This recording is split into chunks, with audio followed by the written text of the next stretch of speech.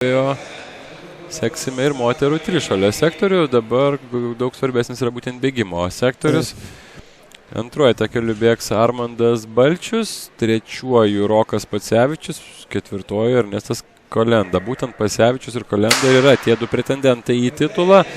Abu jie įveikė šią distanciją greičiau nei per 50 sekundžių ir aš manau, tai puikiai matosi jų bėgime jau dabar, kad tai yra labai greiti sportininkai. Rokas vakar buvo trečias 60 metrų bėgime, tai tikrai. Ir jis mėgsta pirmauti. Na greitai, tikrai greitai bėga sportininkai. Gera sekundė greičiau įveikia pirmąjį ratą nei prieš tai bėgę dalyviai, tad... Rokas turi privalumą, kadangi treniruojasi būtent šiame manieže.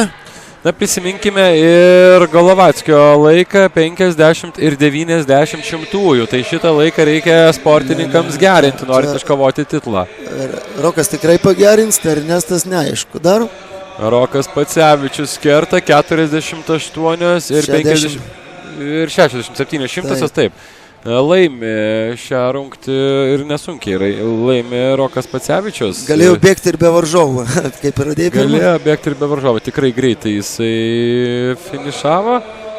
Ir manau, kad tai atsispindės rezultatuose, jis turės pakankamai didelę persvarą prieš antroje vietoje likusi sportininkai. Ir beje panašu, kad antroje vietoje galbūt ir liko tas pats Ernestas Kolenda. Manau, kad čia nebus 2 sekundžių tarpas tarp šių dviejų bėgikų. Manau ir aš be abejo lauksime oficialių patvirtinimų, tačiau labai panašu, kad būtent taip ir bus.